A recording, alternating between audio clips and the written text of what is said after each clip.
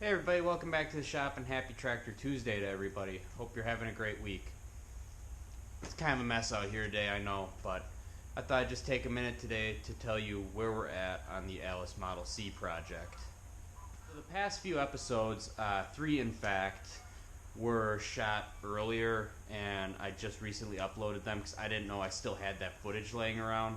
So putting the head on, some of the valve work that I did at work, that was all done months ago. I've taken a break from this tractor pretty much since fall, and that's mainly been because I was trying to get the shop insulated by winter, and as you can see from my breath rising up before me, that sadly that didn't happen. We're mostly done, but not ready yet. Spring is coming though, and I need that tractor, especially if we get to plant the hayfield like I'm planning on. So in addition to the time constraint I had from working on the shop and being incredibly busy at work, there was also a little bit of a money constraint because everywhere I turned on this project there seemed to be an issue. Every possible avenue we could split to, whether it be the oil pump or the rockers, whichever direction I wanted to take it, I was going to have to buy parts for. So at that point I decided to take a break, work on the shop for a little bit, and now we're going to start hopping back onto this and try and get it ready for spring, or at least to use sometime during this year, because I do like using this tractor. It's a good little tractor. So today we're just going to take a look at what's going wrong and how I plan to deal with it. Alright, so this is big issue number 1. This is our rocker arm assembly, rocker shaft, all that. Now, as you can see, it's getting a little rusty here from sitting on the cold workbench, sitting over on the cold parts shelf. We don't have to worry about that. This is pretty much a write-off at this point. Alright, so I've removed the cotter pin from one end to show you what we got going on here. We got some sloppage. Excessive slop on all these rocker arms, and it's not just this one, it's all of them, and that's coming mainly from the shaft itself. You could see major wear marks on it. You can even feel them with your finger.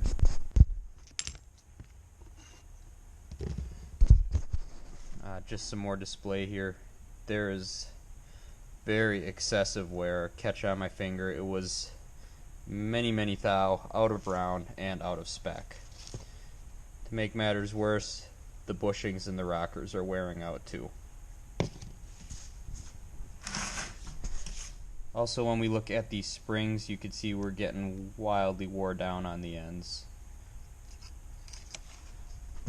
Now all this is coming, of course, as we've mentioned before, this engine has some oil flow issues. I'm saying that there was definitely enough sludge in there that there was no fresh oil getting all the way up to the rocker assembly, and that's why we're seeing the wear that we are on this. So as I said, this rocker arm assembly is a complete write-off. We are going to try and find a whole new assembly completely, because like I said, it's not just the shaft, it's also the bushings and the rockers.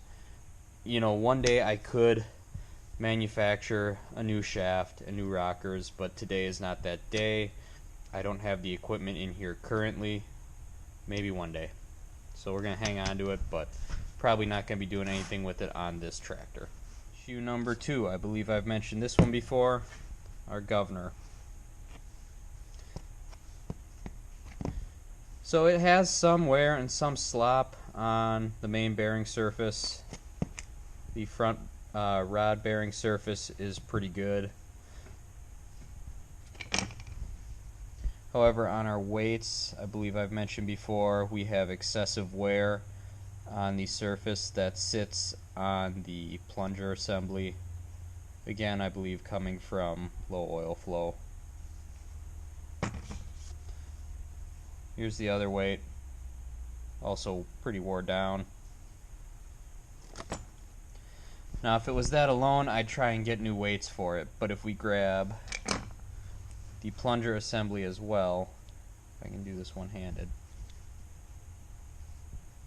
it's This also has excessive wear in the bearings, so pretty much more or less most of the governor assembly has a lot of wear and slop on it as well. So we turn to our next avenue to work on, that being our oil pump. However, if we look at the end of our oil pump rotor, you can see we have wear on the drive surface. So since we're this far, I want to replace this and replace some of the springs in the oil pump as well. So we need parts for that as well. So we're in a little bit of trouble right now. We gotta go one way or another. We need parts. I did have to order some other parts for it too, so I think I'm just gonna bite the bullet and order everything all at once. Solutions. We're gonna need a new old stock rocker arm assembly. Like I said, I don't have the machinery in here currently to do it. It's doable, but it takes time and effort. I'm just going to try and find a new old stock rocker because they don't make remanufactured ones at, say, like Steiner or Vintage Ag Parts, that type of thing. Oil pump and governor assemblies are going to be easier to find parts for. I'm going to replace the governor assembly completely because pretty much other than the gear, everything was wore down. Now the brass bushings in the block and the cover looked okay. They checked in size. They weren't, obviously they had some wear, as everything in this engine does, but it seems like that they are still within spec when I measured them, so we should be good reusing those. So, new governor assembly. We're getting a new oil pump rotor. The vanes were still in good shape, the housing's still in good shape, so it's mainly the rotor we're concerned with, as well as replacing some springs since we're ordering parts. Just springs wear out, as we saw on that rocker assembly.